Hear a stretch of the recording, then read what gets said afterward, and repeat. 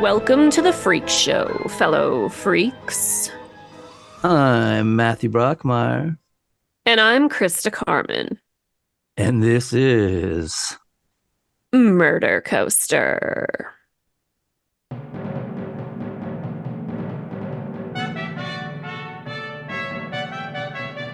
Welcome to another edition of Murder Coaster. Today, we will be presenting The Interrogation of Jeffrey Dahmer, a play told in 4 acts. On the night of the arrest of Jeffrey Dahmer, also known as the Milwaukee Cannibal, he gave a rambling 14-hour confession, which we have turned into an audio dramatization, using both the actual interrogation transcripts as well as the memoir of Patrick Kennedy, the homicide detective who conducted the interview. We do hope you enjoy it. And now, without further ado, we present The Interrogation of Jeffrey Dahmer. Let's begin. Act 1. The Head in the Refrigerator. Milwaukee, Wisconsin, Monday, July 22nd, 1991. Police Administration Building. It was the late shift, long after midnight, and homicide detective Patrick Kennedy was pouring himself a cup of coffee when his boss, Lieutenant Roosevelt Herrell, called him into his office. What's up, boss? Kennedy, I want you and Mike to take a run up to 924 North 25th Street. I got a call from a couple cops up there that say they found a head in a refrigerator. Sounds like some bullshit to me, but go check it out anyway.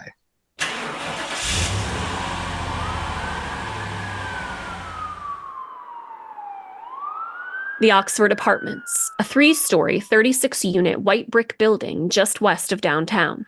As soon as they entered the main vestibule of the building, the 2 homicide detectives were hit with the putrid and nauseating smell of death, a familiar scent to the men, who glanced at each other, acknowledging the smell. You smell that? Sure do. Shit. Maybe this ain't going to be bullshit after all. They took the stairwell to the 2nd floor, walked down the hall, and to apartment number 213, where a disheveled cop met them, eyes as big as saucers. You won't believe this shit. They entered the apartment to see 3 police officers straddling a white male who lay face down, hands cuffed behind his back and feet shackled. One officer, with his knee on the man's back, looked up at the homicide detectives and said, Take a look in the refrigerator. Detective Kennedy went to the refrigerator, slowly pulled the door open, and was overcome with a wave of panic and nausea. There, in the clean and barren refrigerator, was an open box of baking soda and a severed human head. The head was bloodless and fresh, staring back at him with its eyes and mouth open, as if in surprise. Holy shit. Detective Kennedy instinctively took a step back, bumping into his partner Mike, thinking, Get the hell out of here, get the hell out of here, get the hell out of here, get the hell out of here. That ain't all, Pat. Take a look at this shit. Polaroids, 25 of them. Mutilated corpses? Are these pictures from the medical examiner's office? No, Pat, those are pictures from here. From this apartment. Look at these walls. See? The same place we're standing in. Holy shit. I have to radio this in. What's up? Lieutenant, it's Kennedy. I'm here. It's a homicide. Can confirm, repeat, can confirm. It is a homicide. Don't anybody touch anything. I'm on my way. Detective Kennedy looked around at his surroundings, making mental notes. The apartment was clean, with good quality furniture. The suspect was blonde, in a faded denim shirt, lying there motionless on the floor and emitting a faint crying whine. Ah! Ah! Detective Kennedy stepped into the bedroom where there were 4 large boxes marked Caution, Muriatic Acid, by a large blue plastic drum. A fan stood behind it, blowing over it and out an open window. There were boxes of Soilex cleaning powder and an array of air fresheners lying about. What the fuck is going on here? Then Lieutenant Herrell entered the apartment, a cigar clamped between his teeth. All right, what do we got? What's the story? Check the fridge, boss. Lieutenant Herrell opened the refrigerator, peered inside, then shut the door and turned to his men. Okay, boys, here's what we're going to do. Kennedy, you take this guy downtown and start talking to him, and I want you with him every minute, understand? No one else. If he's got the piss, you hold his dick. Get it? Sure thing, boss. The uniformed officers pulled the suspect to his feet. He was tall, at least 6 feet, and muscular, but he slouched, his head down, stumbling along as they descended into the lobby and through the gathering gaggle of reporters, and to a paddy wagon where the suspect was shoved into the back. Detective Kennedy jumping him back as well, observing him as they headed to the station. The man stared at his feet, trembling, and Kennedy felt he looked fragile and wounded, like a frightened puppy. At the station, the uniformed officers marched the suspect to an interrogation room. Detective Patrick Kennedy right behind them. All right, boys, let's get those handcuffs and leg irons off him. Look, Pat, I wouldn't do that. I had to fight with this fuckhead. He's no pussy. Detective Kennedy turned to the suspect. Hey, if you give me your word you won't act up, we can take these cuffs off. What do you say? For the first time, the suspect made eye contact with the detective, eyes an icy shade of blue, as he nodded yes. Okay, guys, he's not going to cause any trouble. Let's get him out of the restraints. Detective Kennedy sat in a chair across from the suspect and extended his hand. My name is Pat, and I'm the detective that will be investigating your case. You're not going to let them hit me anymore, are you? No. I'm not here to fight, argue, belittle, or harm you in any way. From now on, you'll only be talking to me. What's your name? Jeffrey Dahmer. I'm going to go get a cup of coffee. Would you like one? And yeah, do you smoke? Yes, please.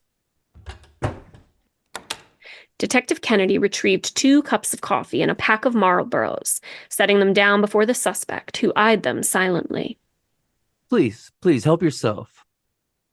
The suspect fumbled open the cigarettes and lit one with obvious relish, deeply inhaling. So, what can you tell me about the guy in your refrigerator? I don't want to be uncooperative, Pat, but I really don't think it's in my best interest to talk to you. Do you think I should talk to a lawyer? Oh, I think you'll need a lawyer eventually. Hell, Jeff, it's 1 o'clock in the morning. You want to wait till the rest of the world wakes up to discuss this case? What would happen if I refused to talk any farther? Well, Jeff, you have the right to remain silent. Anything you say can be used against you. And you got the right to an attorney. If you don't want to talk to me, I guess we'll begin the booking process. Would I get my own cell or be put in the bullpen? It's been a busy night. The jail is full, so we wouldn't be able to get you a cell yourself if we wanted to, Jeff. I'm afraid you'll have to go to the bullpen with everyone else. A look of absolute fear ran over the suspect's face. The bullpen was a horrible place, and they both knew it. Look, you don't have to go there now. We can talk about some general information, about yourself, your education, things like that. Where do you work? At the Ambrosia Chocolate Factory. I mix the ingredients during the processing part. Oh, yeah, I know that place. I buy my kids candy there all the time. They make quality products. What about your family? You got any kin in town? Look, Pat, what I did on my own. My family has nothing to do with it, and I would rather leave them out of this. All right, Jeff. I'm going to be straight up with you. You're fucked. Understand? You're not going anywhere. I saw the head. My partner and a bunch of detectives are going through your apartment right now. So I'm sure there'll be a lot more evidence coming. Look, sooner or later, you're going to have to talk to somebody about this whole mess. So it might as well be me. Now, you can wait till the morning and talk to your attorney, but hell, that won't be for another 7 or 8 hours. If you want, I can take you up to the bullpen right now and you can rot for the night with all the drunks, thugs, and crackheads. But Jeff, that's not you. It's obvious that's not your crowd. At least, stay a while, talk to me. I can help you. I've been doing this for quite a while, Jeff, and I know that nothing is cut and dried. There's always some kind of extenuating circumstances. Hell, I can tell just by looking at you and listening to you speak that you're an intelligent, decent guy, not some freaked out murderer. There must be a logical reason for what happened. Won't you let me help you?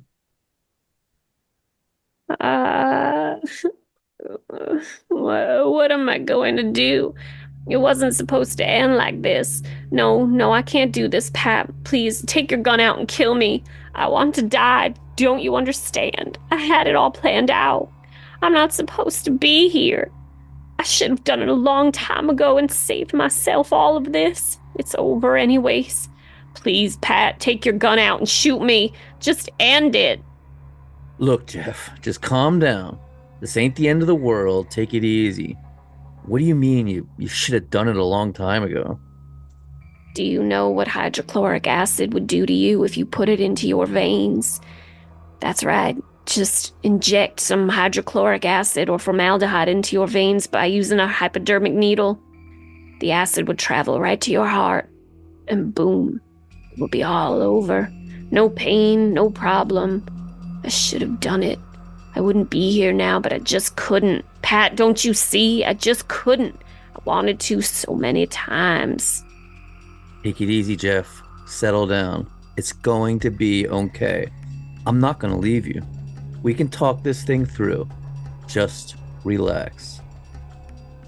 Jeffrey Dahmer lit up another cigarette, gazed at it. These help. Detective Kennedy, who didn't smoke, lit one up himself. Look, Jeff, I'm not going to kill you. And because you told me of your plans to kill yourself, when you leave this room, you will be under suicide watch. So you won't have an opportunity in the future to hurt yourself. So you can just get that idea out of your head right now. Understand? Jeff, you're still a young man. You've got a lot of living left to do. You and I both know that you're going to have to spend some time in jail for this thing, but hell, I meet guys on the outside who have killed people all the time. Nothing is forever, Jeff. We can work this out. What do you say? For what I have done, I should be killed. I know they will never let me out again. Oh, come on, Jeff. I see this shit all the time. If we explain what happened, you never know. Not for what I've done, Pat. You don't know. I'll never get out. I can't believe I was so stupid. I never thought I'd get caught like this. I was always so careful.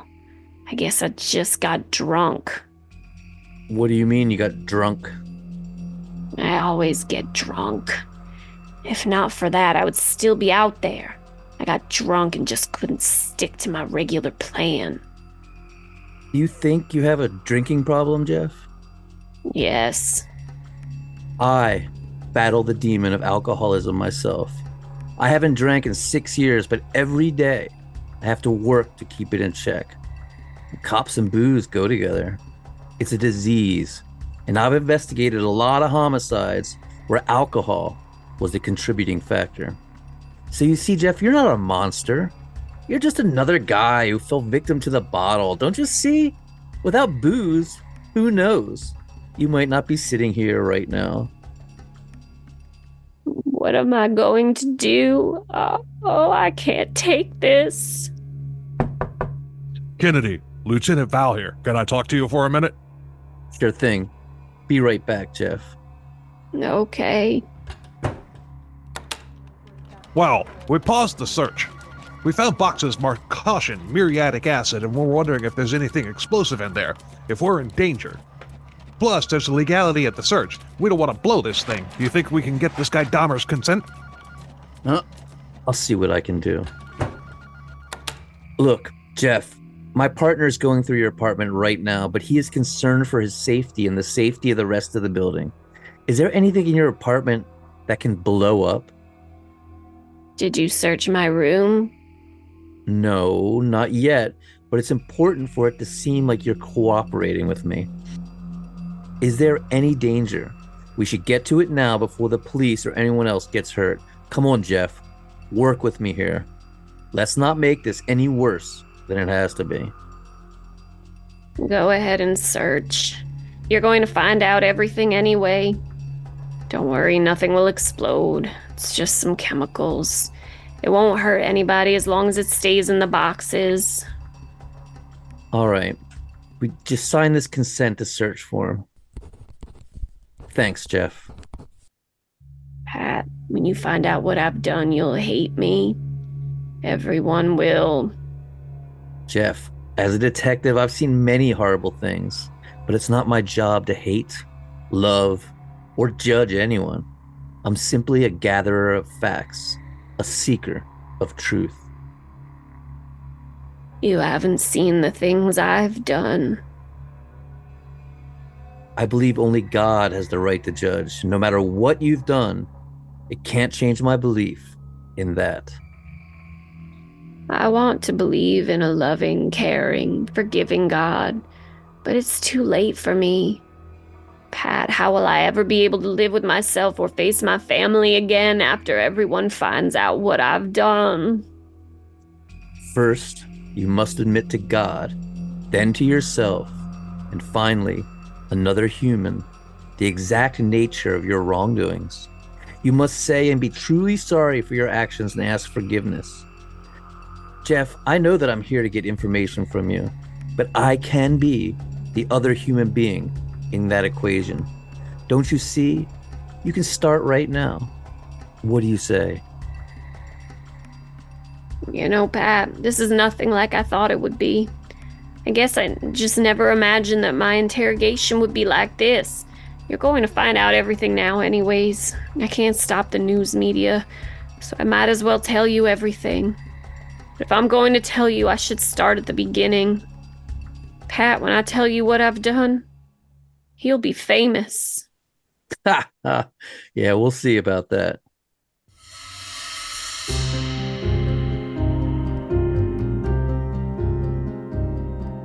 Act 2. From the beginning. Oh, Pat, where to begin? Where to begin? I remember my early childhood as being one of extreme tension. I never felt at ease or comfortable. It wasn't that my mom and dad didn't love me. I knew they did. They told me so. But it was never peaceful.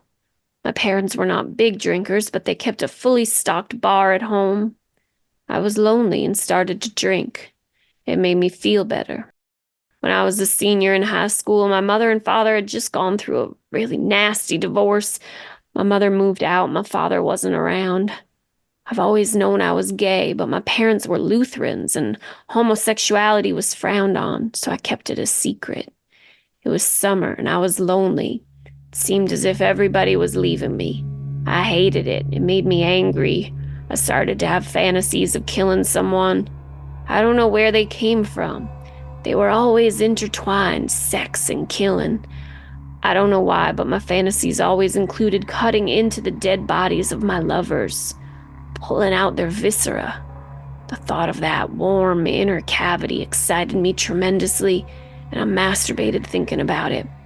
I couldn't think about sex with a man without also having thoughts of cutting open his human body and examining the insides. Okay. Then it happened, Pat. My dream became a reality. I picked up a hitchhiker. He was the first one. I brought him back to my house. We kissed for a while and then he wanted to go. I just didn't want him to leave, Pat. It was that simple. I just wanted him to stay.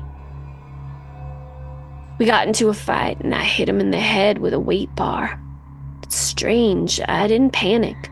I drug him into the woods, hid him under some brush, and let him rot for a few weeks. One day I noticed that most of the flesh had rotted away or been eaten by animals and insects, and the bones were brittle, so I smashed them with a sledgehammer from my father's tool shed. I was surprised how easily the skeleton came apart. I just spread the bones and body parts all about the woods, throwing them as I spun in a circle. I felt bad about it, but also excited.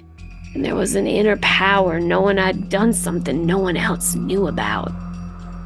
You mean to tell me that nobody ever found out about this guy? No, nobody knows, Pat. It was weird, living in that house by myself and knowing that a young man's body was out there in the woods. And I couldn't seem to forget about it. Drinking helped, but it became a problem. I went to college at Ohio State, but couldn't stop drinking. All day, every day, they kicked me out after my first term. Then I joined the Army. My father said it would make a man out of me, give me my life direction. Boot camp was difficult, but it made me feel good about myself. I was deployed to Germany and I started drinking again. I couldn't stop thinking about that hitchhiker. Got so bad they eventually discharged me, but it was honorable. I moved in with Grandma. I tried to hide that I was gay, hide my fantasies of killing. She's religious, and I went to church with her, thought that might help. But I couldn't stop the drinking. You know what, Pat? I think it all started one day while I was reading a book at the Wauwatosa Library. The library, Jeff? Yes, this man passed me a note. It said, "If you want a blowjob, meet me in the men's room." That's when I knew I was wasting my time with religion. This is when I decided to give in to my sexual urges. I started going to gay bars, and I was surprised how easy it was to meet and spend time with other gay men. We'd get a hotel room downtown. Then one night I met a man, young, slim, and smooth. Invited him back to my room at the Ambassador Hotel, and... And what, Jeff? What happened? This is the truth, Pat. I really don't know what happened. The last thing I remember, we were lying naked in bed. I must have blacked out because when I came to the next morning, the guy was dead. My hands and arms were sore and bruised, and his face and chest were black, blue, and bloody. I swear, Pat, I don't remember what I did. It was Thanksgiving, and I had to get back to Grandma's for dinner. I went to a department store and bought the biggest suitcase I could find. I took a cab back to the hotel and asked the driver to wait. I went up to my room and carefully folded my dead roommate and all his belongings into the suitcase. I know it sounds strange, but the guy folded right into the thing, just like it was designed for him. The cab driver helped me carry everything out to the car and place the suitcase into the trunk. Then he drove me to Grandma's house. Wait a minute, Jeff. You mean to tell me you got this cab driver to help you load this body-filled suitcase into the trunk of his cab, and he never asked you any questions? Yes, I thought he would, but he didn't. He was an Arabian guy and spoke in broken English. Actually, he was very helpful. I put the suitcase in the fruit cellar and enjoyed a Thanksgiving meal. The whole family was there. It was strange, Pat, but I wasn't even nervous. Nobody had the slightest idea what was going on.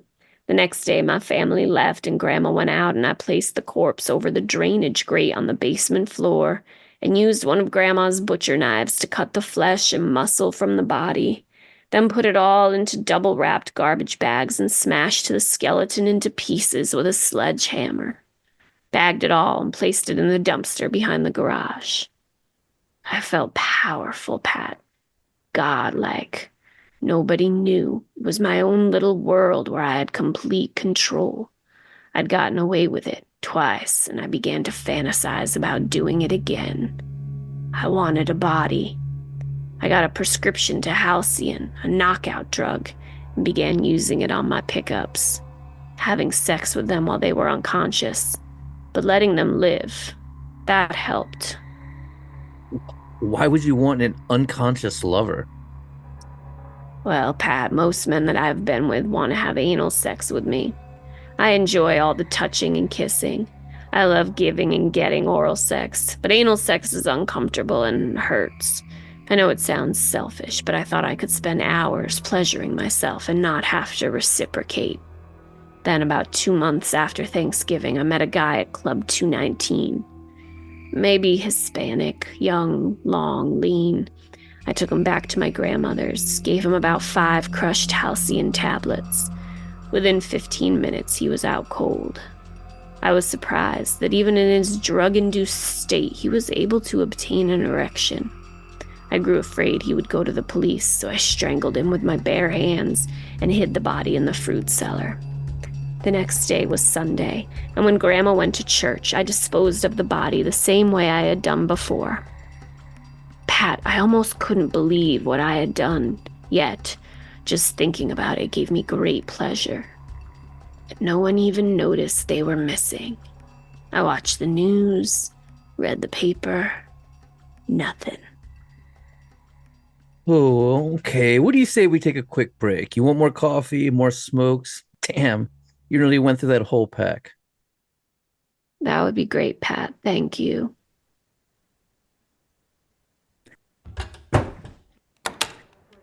Hey, Lieutenant Vahl. Is he talking, Pat? Yeah, he's talking, but I don't know. I think this guy's full of shit. He hasn't even mentioned the goddamn head in the refrigerator. But he confessed to 3 other homicides. He must be fucking nuts. Yeah, I don't think he's gonna help us at all. No, Pat. He's for real. I just got off the phone with Herrell. You won't believe what they're finding. Skulls. There's bones all over the place. He's not fucking with you, Pat. Now get back in there and keep him talking. You gotta be kidding me. This guy's for real? Keep him talking. Hey, Jeff, here's some fresh coffee and another pack of smokes. Thank you, Pat. Sure thing. Pat, how will I ever be able to make amends for what I did?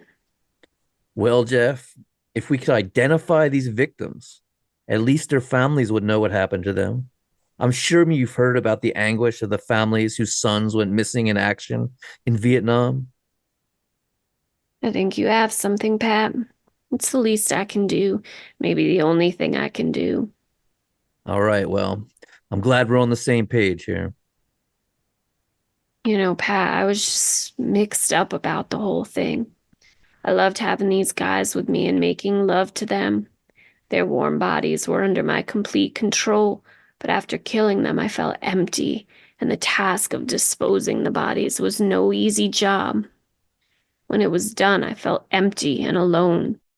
No one really wanted a relationship, just quick, anonymous sex, and that's it. It was over in an instant, and they were gone. I struggled with these feelings for about a year and felt lucky that I had not been found out. I continued to cruise the gay bars, picking up guys to have sex with, but it was shallow and unfulfilling. I feared that I would be caught, but the allure of a warm body, one that would not leave at the end of the night, stayed with me, and I constantly thought about killing again. All right, well, tell me more. Well, I met a guy at the bus stop outside Club 219. He was a young Mexican man. He was nice looking, long and lean, jet black hair and smooth skin. I took him back to Grandma's house and decided I wouldn't let this one leave. I gave him the halcyon-filled cocktail and made love to him and kept him alive until morning. I heard Grandma moving around upstairs, so I strangled him and hid his body in the fruit cellar. I returned several times throughout the week to kiss, rub, and have anal sex with him. When he began to rot, I severed the flesh from his body, double-wrapped it in garbage bags, and threw them in the trash. I kept his head. He was real nice looking, and I wanted to keep a part of him. I wanted to preserve his scalp and genitals, so I went to the hardware store and said I was interested in drying and treating a wild rabbit pelt. They said acetone would do the trick. It actually worked quite well. I wore his scalp. It helped me to fantasize and remember the night I was with him. I could suck on his penis and masturbate. Okay, Jeff, I know this is difficult, but you're doing a great job. You're really being very helpful. You know, there were several guys I brought back to Grandma's for sex that I didn't kill. I only killed the ones I found the most beautiful, to keep them with me. I knew that if I really was to have control over my situation, I needed my own apartment space. I rented a place not far from the chocolate factory. It was a cheap one-bedroom deal, and I was there for about a year. I brought several men home for sexual activity, but I didn't kill them. One day I saw this young Asian male. He was a little younger than I would have liked, but he was eager and willing. I offered him $50 to come home with me and let me take some nude photographs of him. We drank some rum and cokes, and I took some Polaroids, but he was very young, and I did not kill him. He must have told his parents, because 2 hours after he left, the police were at the door and arrested me. I thought that was it, that everything would come out, but the cops were just interested in the photos. My father was upset when I called from jail, but he got me a lawyer. I made a plea arrangement and was put on work release for about a year. Yeah, come in. Pat, the identification unit is going to need Dahmer's clothes. Have him change into this jumpsuit. Do me a favor, Jeff. Change into this jumpsuit and put your clothes in this bag. We're going to have to run them for evidence, fibers, body fluids, that kind of thing. Okay, Pat. Thanks, Jeff. All right. Okay. Where were we? Well, I met this black guy in front of the bookstore on 27th Street. He was big, strong, well-built. He said he was a player, and I asked him if he would come home with me. Told him I would give him $50 if he let me perform oral sex on him. I don't think he was gay, but he was really nice looking. One of the best looking guys that I had ever met. What do you mean you don't think he was gay?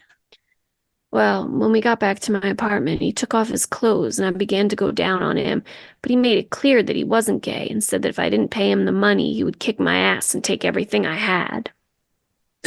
Wow, Jeff, weren't you afraid? No, not really. He had already drunk the potion of halcyon, and I knew within minutes he would be mine. After he fell asleep, I made love to him for hours. I enjoyed him so much that I kept him alive a little longer than usual.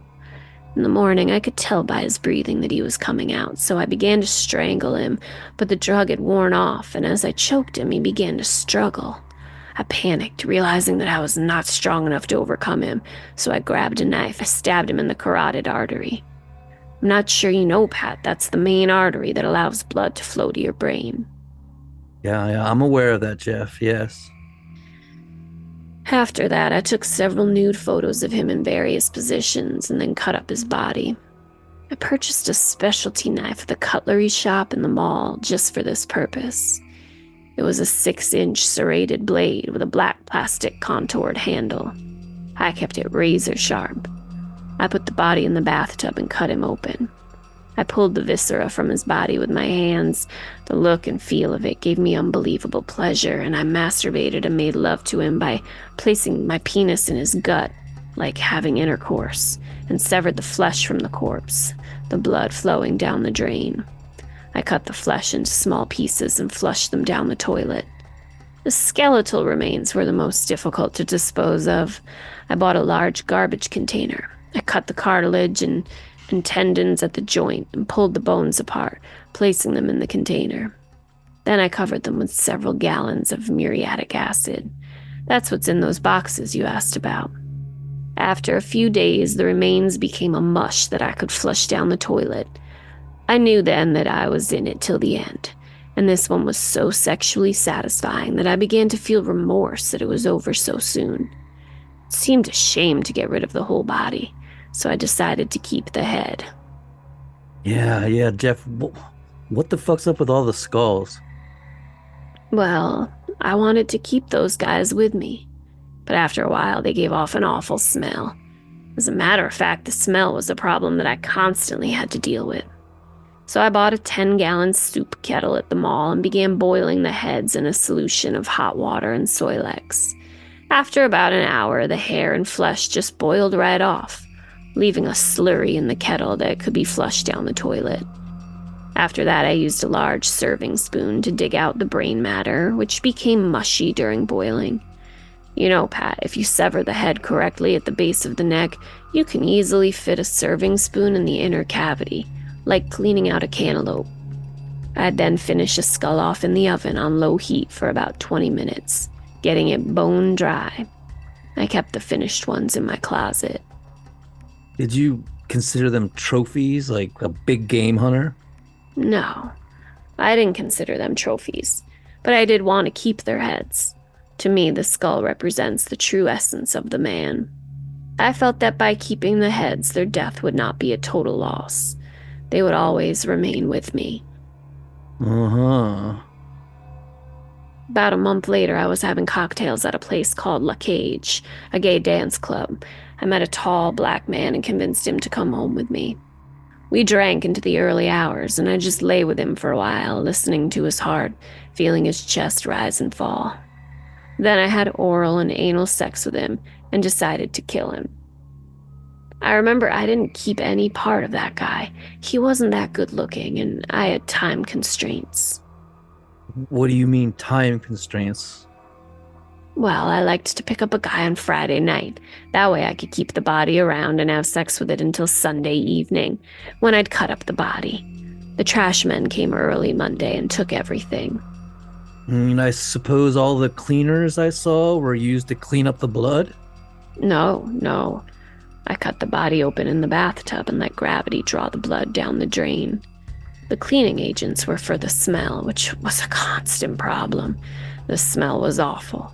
I tried to keep the bodies with me for as long as I could after I killed them, but after a day or so, they'd started to rot. Summers were really the worst because I didn't have air conditioning. When you fillet the flesh from the body, it gives off a horrendous odor.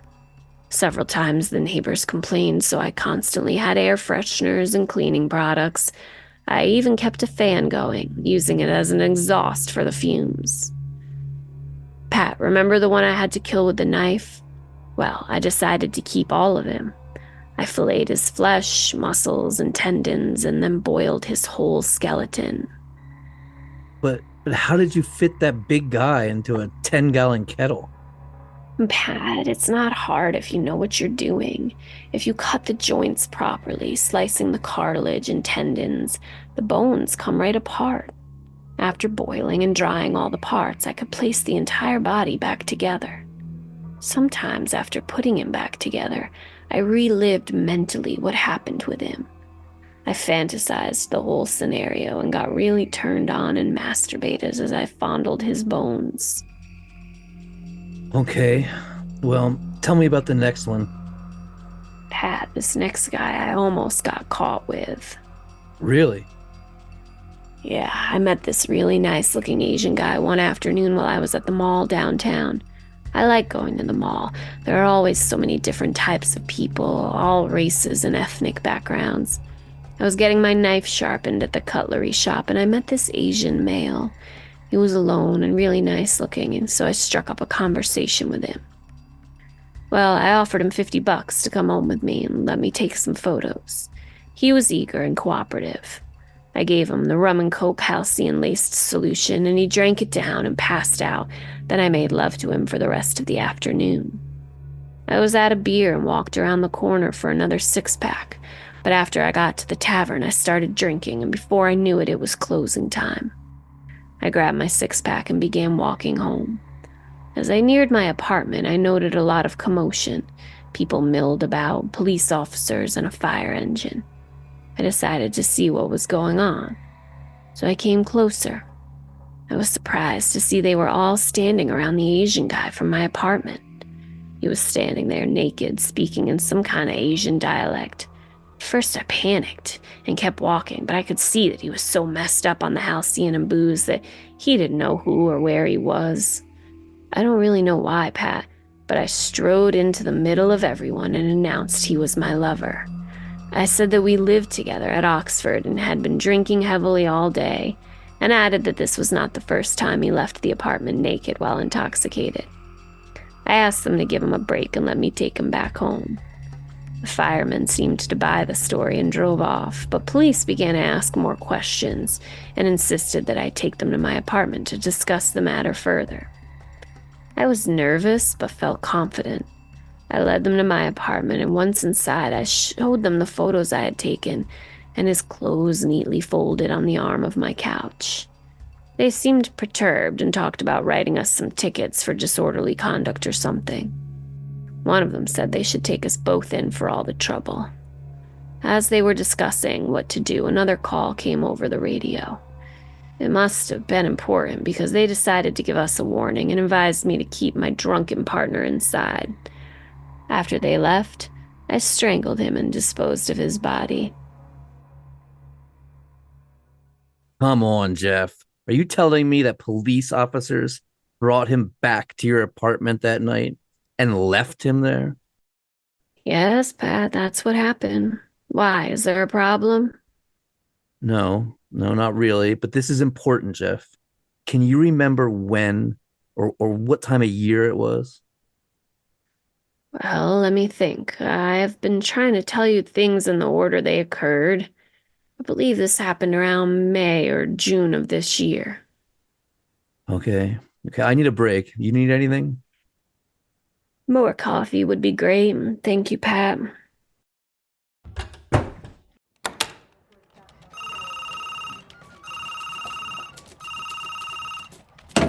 District 3. Hey, Detective Kennedy here. Can you check for any calls in the area of 25th and State after midnight during May and June? Yes.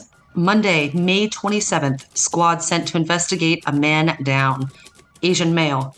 Dispatch reads, the intoxicated Asian naked male was returned to his sober boyfriend. My partner is going to get deloused at the station. Oh, shit. Fuck, we got a problem. What a shit show. Oh, yeah. You want to relay this information to the captain for me, please? Will do.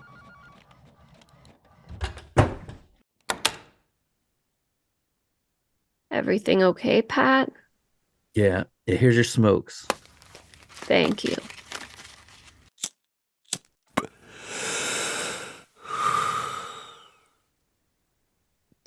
I suppose you're wondering about the guy in the refrigerator. Yeah. Well, I was starting to think that maybe you forgot about him. I met him a few days before my arrest. That's why he looked so fresh. He was extremely handsome, the nicest looking man I had ever met. I think he was a model or something. I took my time with this one. Just looking at him gave me great pleasure. I hated to kill him, and I tried to keep as much of him as possible. Okay, well, tell me about tonight, Jeff. What happened? Well, Pat, it's weird. I was out of halcyon, but I still wanted to be with someone warm and alive. I went to the mall and started drinking at a pub on the 3rd floor. I met a guy there. I offered him $50 to come back to my apartment. He agreed. I figured I'd ply him with booze until he passed out, and then I would kill him. But this guy could really drink. I was getting drunk, and I knew I would have to try something else. So I asked him to let me take some bondage pictures of him, thinking if I could handcuff him behind his back, he would be all mine. I don't know, I was drunk and not thinking straight. I got one cuff on him, but he wouldn't let me cuff his other hand. We began a struggle, so I grabbed a knife to stab him, but he got loose and ran out of the door. I was too drunk to chase him. I passed out until I heard a knock at the door. It was the 2 big policemen, and they were asking for the handcuff key. I fumbled around but couldn't find the damn key. Cops were getting impatient waiting at the door, so they entered and began to look around. I think one of them found my Polaroids and said something to his partner. The fat cop walked over to the refrigerator and started to open it, and I knew this was it, so I tried to stop him. I'm not sure what happened next. I just know I got the shit beat out of me, and now here I am with you, Pat. Okay, Jeff. We've gone over a lot tonight. For now, why don't you look over this confession based on what you said, and if you agree with it, sign it. Okay, I'll sign it. Here you go. Jeff, you didn't even read it. I know. Jeff, read it. Take your time. Go over it. Why, Pat? You got me. It's over. I'm just going to have to learn to live with what I've done. It's funny, but in a way, I feel almost relieved. This is nothing like I thought it would be. What do you mean? I don't know. I just never thought my interrogation would go like this. Do I have to go to the bullpen now? Nope. No way, brother. You get the special treatment now, Jeff. I told you I would take care of you, pal. I got you a nice isolation unit located in the cell block. You'll be completely safe and treated right. If you want to talk more, just request to speak with me in the morning. Okay, Pat. Thank you. Thanks for everything. No problem, Jeff. No problem.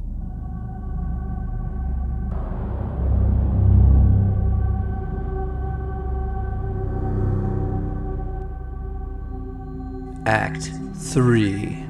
From Zero to Hero.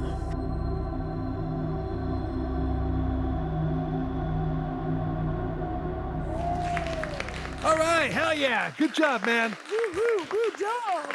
Oh shit, there's the new big man on the force. There he is, the man of the hour.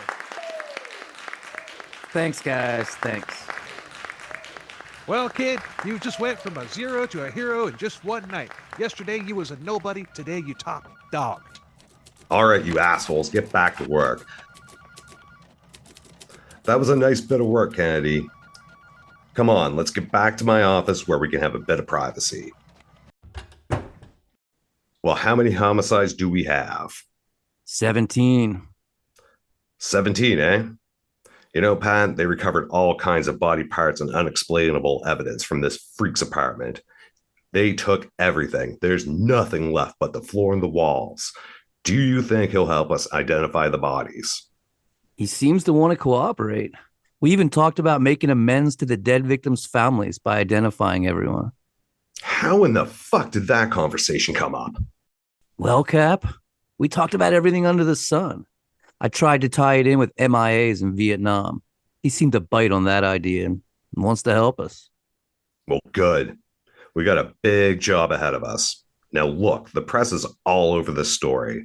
I don't want you talking to anyone. From now on, Kennedy, you're working days. You will call in all your reports from this office. I have already assigned steno girls to the case. As soon as they are typed, you review and bring them to me. No copies until I have everything. You understand? Yes, sir. Well, kid, welcome to the day shift. You finally made the big time.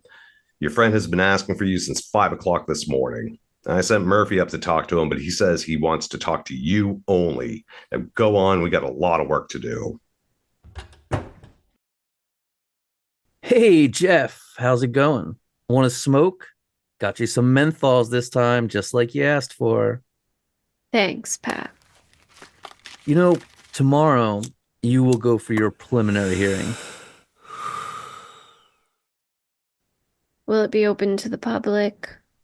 Yes. Is there any way that I could shower and change into some clean clothes before the hearing? I'd hate to go to court in these dirty overalls. I could probably pick up some clothes for you. My son Patrick is about the same size as you. I'll see what I can do. Thank you, Pat. That would be great. But we really need to find out who all these victims are. We need to bring closure to their families. Okay, Pat. I'll do the best I can to help you. Great. Now, where were we? Well, I started going to Chicago on Fridays after work. At a bar named Carroll's, I met a light-skinned black man, and he came back to Milwaukee with me. We spent the whole weekend together, almost like a real relationship, Pat. We made love and went to the mall, shopped for food to make dinner and everything. For a while, I thought that maybe this one would stay. But then Sunday night came. He said he had a job in Chicago and had to catch the bus in the morning. I knew it couldn't last, so I made him the halcyon drink. After he passed out, I had sex with him and killed him, just like the others. Uh-huh. A week later, I met a guy waiting for the bus on Wisconsin Avenue. I offered him $50 to come back to my place. I made him the halcyon drink, made love to him, and disposed of the body in the usual way. Uh-huh. Uh-huh. Then what? After he passed out, I had sex with him and killed him, just like the others.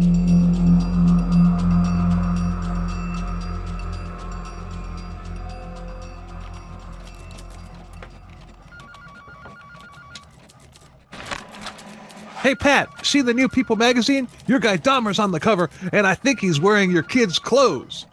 What? Let me see that. Those are your kid's clothes? Yep. Sure are. Wow.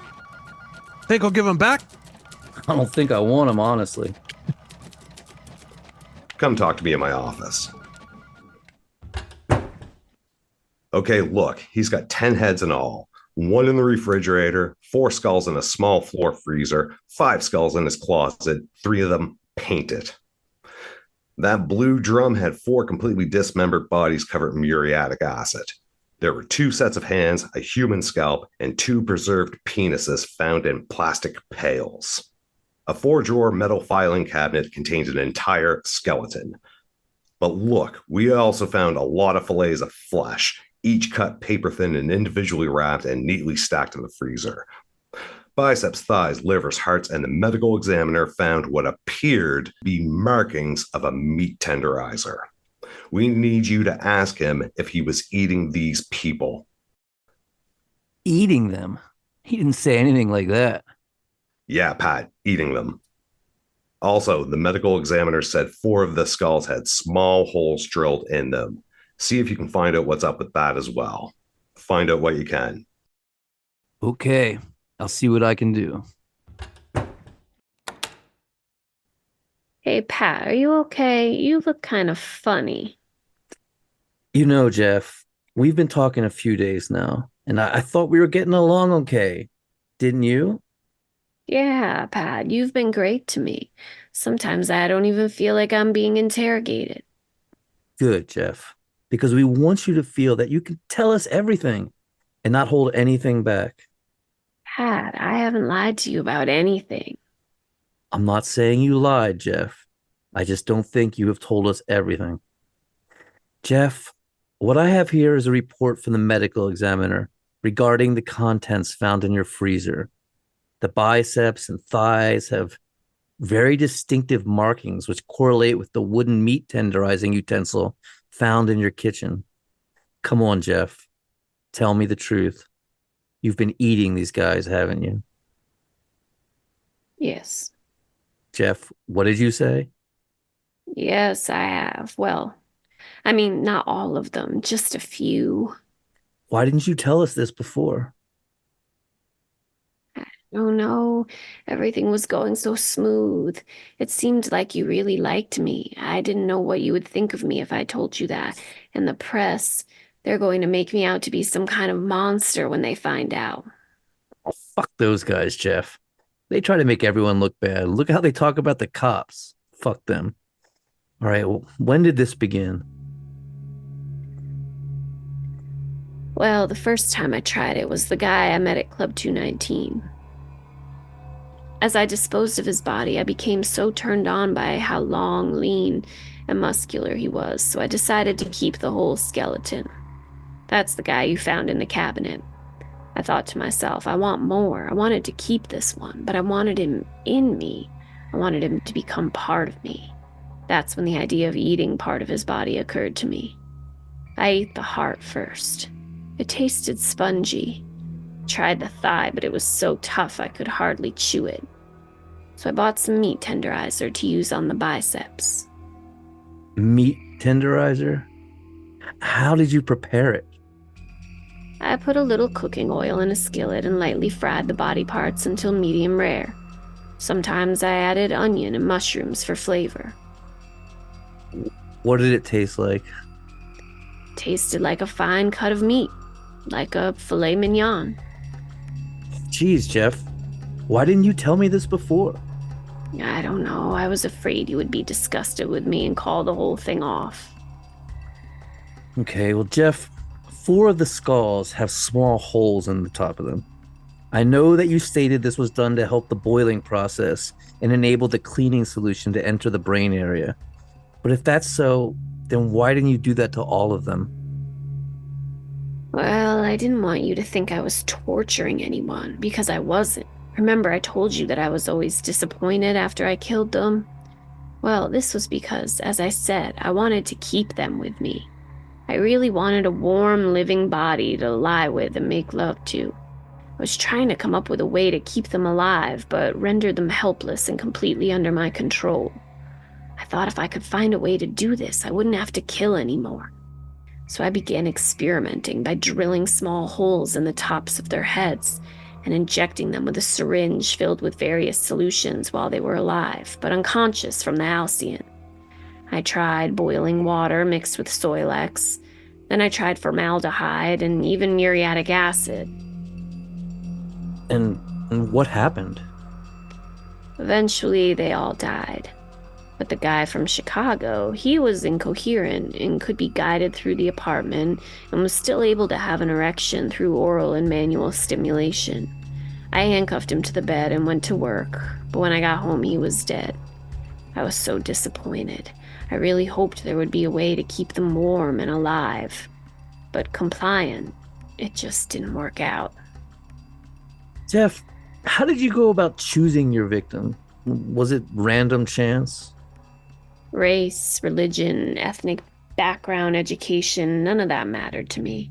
Just as long as they were young, handsome, with long, lean, muscular bodies. But it all boiled down to opportunity. Jeff, it seems you only perform anal intercourse with your victims after they're dead. Why is that? I think it's because when they're dead, I have complete and total control over them. I couldn't always reach orgasm with my live lovers, but I always climaxed after they were dead. Maybe it's because there's no pressure to perform when they're dead, so I can relax and concentrate on my own satisfaction. Okay, Jeff, I'm going to show you this Polaroid we found in your apartment. What is this about? Well, I guess I was experimenting a little. I wanted to see if I could take off his skin and save it. But how? How did you do that? I used a small, very sharp paring knife. It did take a long time, about 2 hours. I started by making an incision from the top of his head down the back of his neck. Then I carefully cut along the skull. It was a little tricky around the ears and nose. Yeah, Jeff, but how did you get the skin to come off so completely? It was really no big deal. The skin is detachable, just like pulling the skin off a chicken you were about to cook. I was very careful to detach the facial skin in one piece. I wrapped it around my own face and looked through his eye holes. It was like wearing a mask. Jeff, why did you wear this guy's face? Pat, I already told you I wanted to keep these guys with me. I didn't want them to leave. I loved them. That's why I killed them. That's why I saved their body parts. That's why I ate them, so they could be one with me. I thought if I could preserve this guy's skin, I could wrap myself in him. His outer shell would surround me. I would actually be in him. We would be one. It was out of love. Jeff, I have a report here from your employer at the chocolate factory. They want to know if you placed anything other than prescribed ingredients into the batches of confections you were mixing. What do you mean? They think I put some body parts into candy? What kind of monster do they think I am? No, I didn't put anything into the candy. The medical examiner says he noticed flesh has been severed from the feet of the victims found in the blue drum. What was up with that?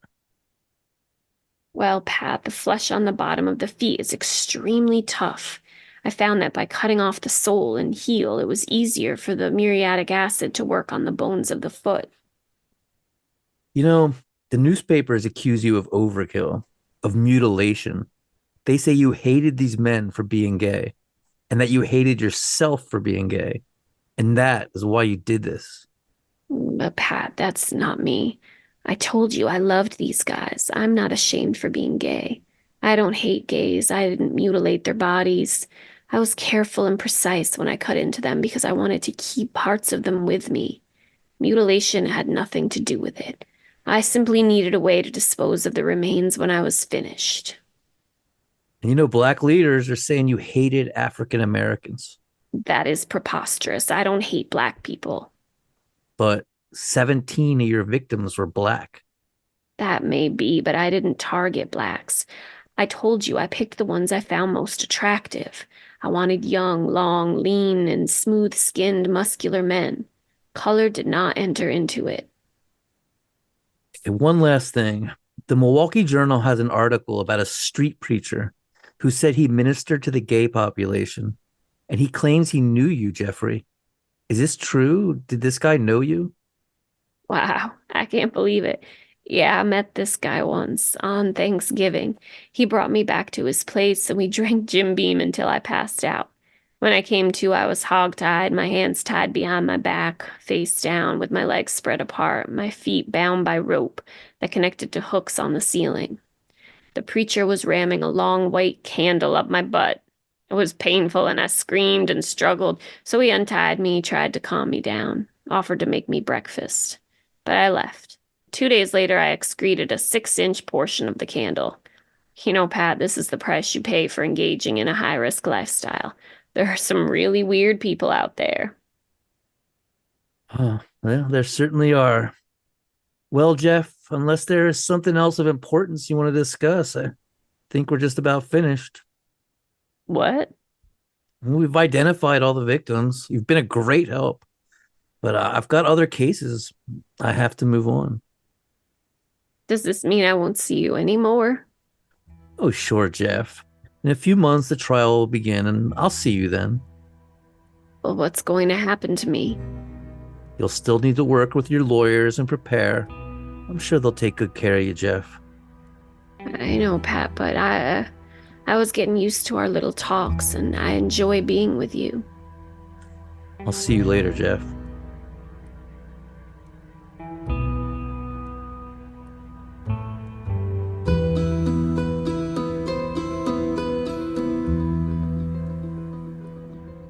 Act 4. The Final Goodbye. January 30th, 1992, Milwaukee County Courthouse, the first day of the trial of Jeffrey Dahmer. Homicide Detective Patrick Kennedy walked into the holding area behind the judge's chambers, and there was Jeffrey Dahmer. Hey, Jeff. Hi, Pat. Long time no see. How you holding up? Okay, I guess. So did the shrinks get your head screwed on right? Pat, I thought I was just an evil, selfish, lustful monster. But after talking with everyone, I'm beginning to think that there's something psychologically wrong with me. You were right about the alcohol, too. It fueled my desires and kept me from feeling guilty. I haven't felt this healthy or alert in a long time. I'm looking forward to the future sessions they have scheduled to figure me out. It seems like a dream now. I still can't believe you stuck with me, Pat. Come on, Jeff. We've been through all that. It's my job. Besides, there was a reason we were together. Remember? We're just a couple of drunks trying to work it out. It's going to be hectic over the next few weeks, and I don't know if we'll ever be able to chat again, but I just wanted to stop by and say hi. Thanks, Pat. I appreciate that. Sure thing, Jeff. You take care now, all right? Okay. Bye, Pat. Thank you. Thank you for everything you did for me. Good luck, Jeff. Take care of yourself. And that, ladies and gentlemen, is The Interrogation of Jeffrey Dahmer, a play told in 4 acts. Thank you so much for listening, everybody.